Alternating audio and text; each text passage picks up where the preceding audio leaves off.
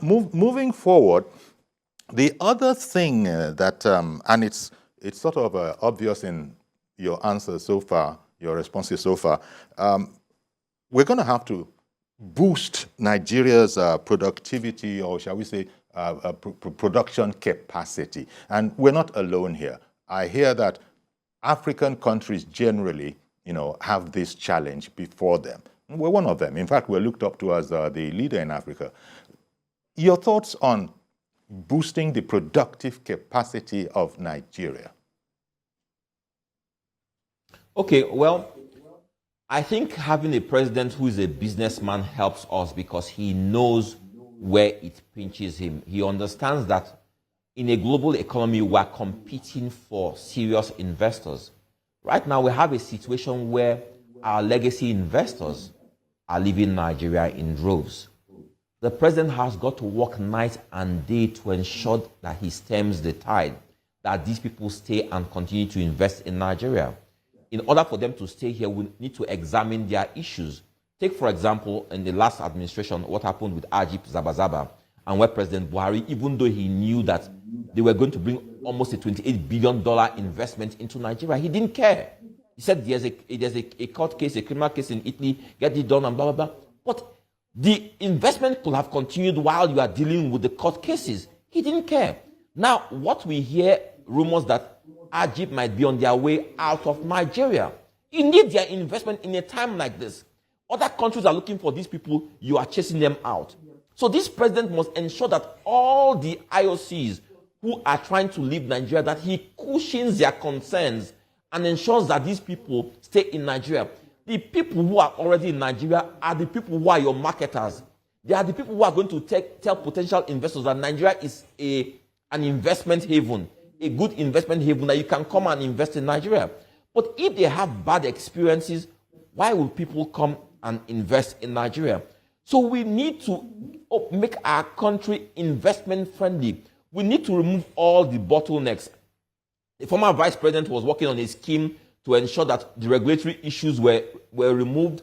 But how far did they go? They didn't go very far with that. This president must continue where they stop and ensure that it's easy for people to come to Nigeria, register a company, expatriate their profits. We must ensure that they come to Nigeria, they don't have community issues.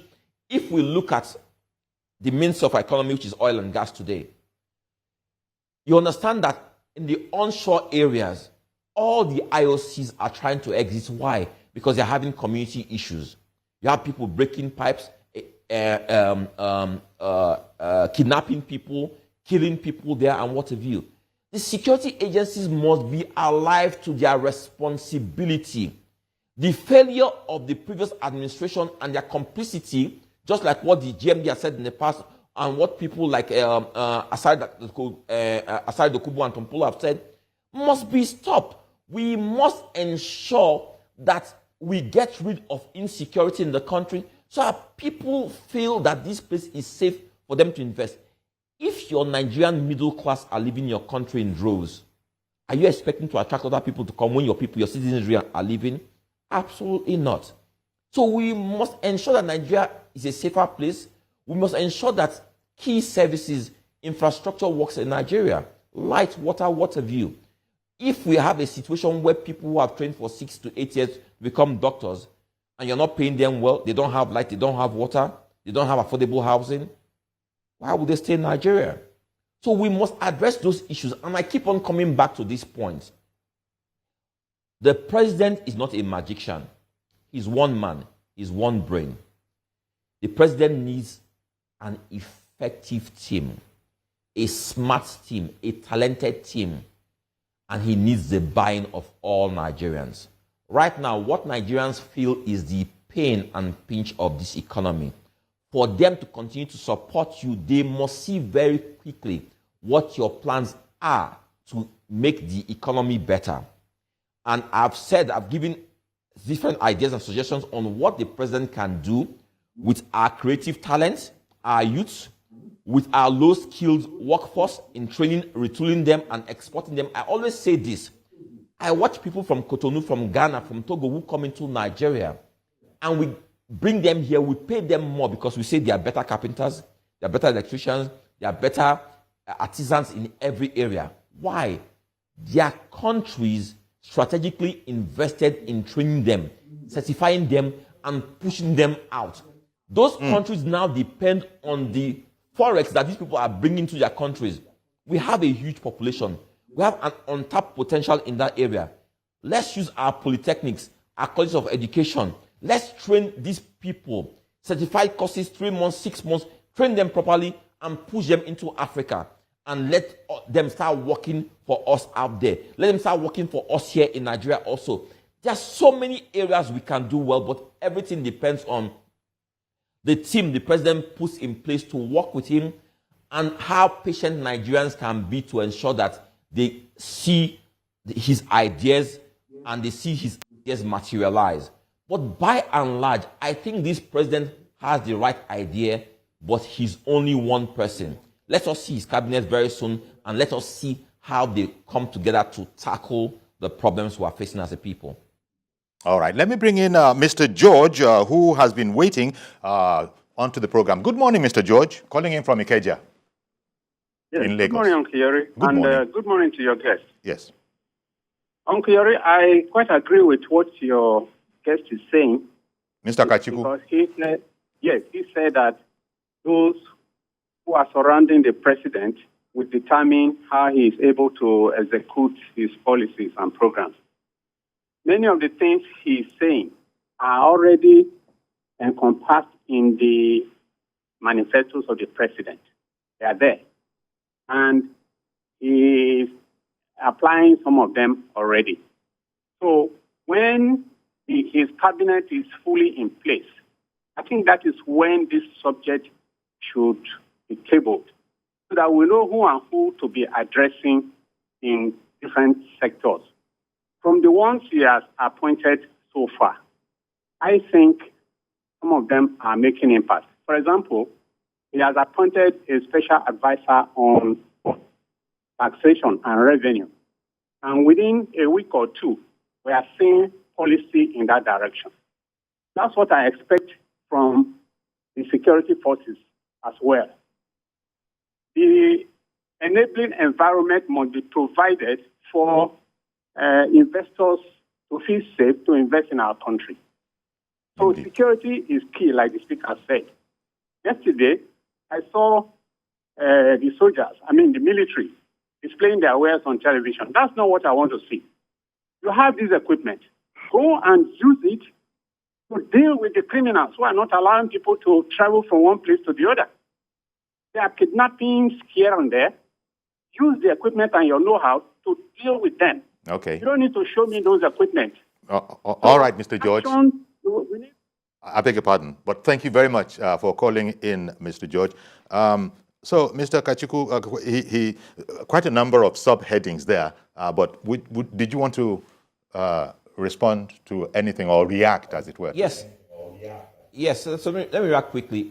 Yes, like I said, the executive orders are well intended, but they don't go far enough as much as I expected, right? He also spoke on security. The president has appointed an NSA in the person of Nuhu Ribadu, who Nigerians feel comfortable that, going by his antecedents, that security will be addressed frontally now. We are waiting to see what will happen, because we saw the discordant tunes from the former NSA and the service chiefs, but I believe that the president has gotten this right. We just have to wait and see what they will do. Security is key, but security goes in tandem with the economy. If a security is failing, the economy is failing. If the economy is failing, security is failing. But also, every other sector that is failing, they are all tied. They are all part of an ecosystem, just like the human body. Every system, every organ is important. So again, it all boils down to the team this president will put in place. Let me sound this warning loud and clear. My dear president, you must not make the mistake of making political appointments at a time when the nation is bleeding. You must get competent, capable people, talented people, people with a worldview, people with an understanding of the issues, people who can speak and address these issues in their sleep. We don't want expired politicians to man critical sectors who cannot even begin to write a memo or read a memo or interpret a memo. We need people who are smart. That is the only way you, Mr. President, will succeed. What you did in Lagos with the kind of team you assembled is what you must do in Abuja with your cabinet and the heads of all the agencies. A first-class team, a team that is correct. I'm sorry. I'm sorry for interrupting you, but yes, thank you very much. And Ola Balogun has called in from the UK. Good morning to you, Mr. Balogun. Good morning, Uncle Yori. Thank you very much for calling in. Good morning. Uncle Yori. Yeah, Uncle Yori, what I say, the first part of what I heard from your guest is that they should go to NNPC, fueling for commercial and it. Sir, with due respect, that cannot work in Nigeria, which we all know. You give fuel and they will go and sell it. And they don't even bother to carry the passenger. Anyway, that aside, what I think we should do, sir, is so simple. It's area of transportation. The state and the local government, they should take this responsibility. Even in Abuja, there's no good transportation in Abuja. You agree with me? Let the government float the place with public transport. And public transport brings all these things down. Students should not pay. Not for the parent. An elderly one, once you are 60 years, you don't pay transport. These are good areas where government can come in with this palliative. But sharing money, we go back to what they've done before.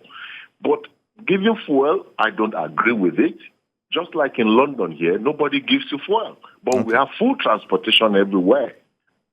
And the children don't pay when they're going to school. Throughout flow, they don't pay. Yeah. That's what I think on my own side that should work for us now. Federal will not do it. It has to go all. Very soon, they will come to Abuja to come and collect money. Okay. Put this money in transportation. Let there be transportation everywhere. And you find out that everybody will say, oh, government have done their own. In terms of goods, we have the train now. Some states have some train.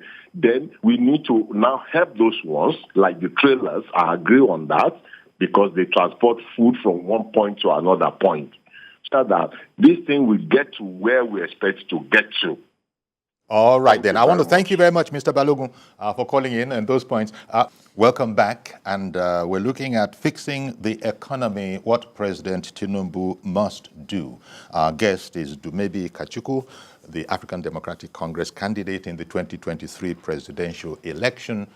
Thank you indeed, once again for being on the program. The gentleman who called in from the UK, Mr. Balogun, putting out some ideas there.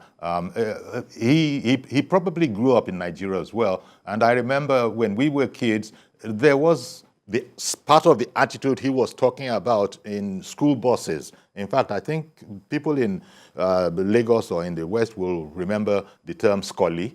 Scully was a school bus for school children. But what do you think of some of those ideas that he sort of put next to some of the things you had said? Okay, I think by and large, he and I were saying the same thing, but he didn't quite understand what I meant about using NMPs to sell fuel to registered or structured transporters. So the kind of transport scheme he was referring to are the kind of transporters I was also referring to, that you should get this fuel to them at a subsidized price. Now, in Nigeria, we make this mistake of always saying it won't, because of the fraud and corruption in Nigeria, that will never work.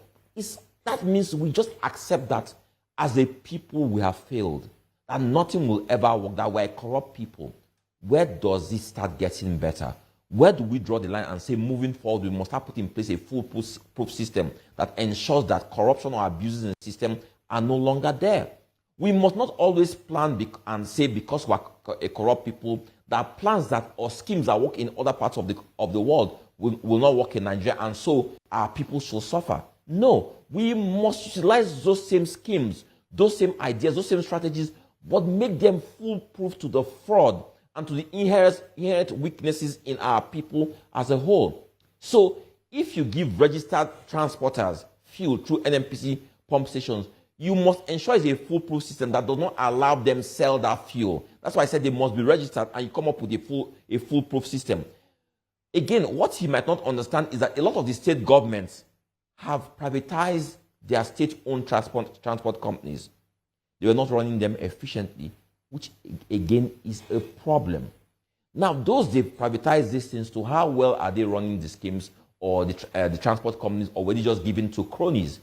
We must revisit those schemes, because that is where Nigerians can get the benefit of subsidy, savings, and what have you. It does not make sense that in the year 2023, we don't have good mass transit systems in place. When President Jonathan tried to remove subsidy, he flooded the country with mass transit buses before he attempted to remove subsidy. Where are those buses today? What happened to those buses? Did they sell them? Have they been used? Are they comatose? What happened to those buses? Are they going to bring in buses? Now, what is their plan? You need to bring a mix of ideas, system strategies to cushion the effects of subsidy removal, which is why I keep on advocating that the removal should be temporary. It's easier for you to put in place a foolproof subsidy system than for you to start bringing in ideas that cost you trillions of naira. It's easier to come up with a better system. That's what I will say. Then there's something I forgot to mention earlier when I was speaking about ideas. Yes. President Asiwaju, as governor of Lagos State, and subsequent governors of Lagos State failed in harnessing the tourism potential of Lagos, and also in growing the blue economy of Lagos State, seen is a nation surrounded by the ocean. But that does not mean that he must fail to address that today. Tourism is the mainstay of a lot of nations in the world today. Okay.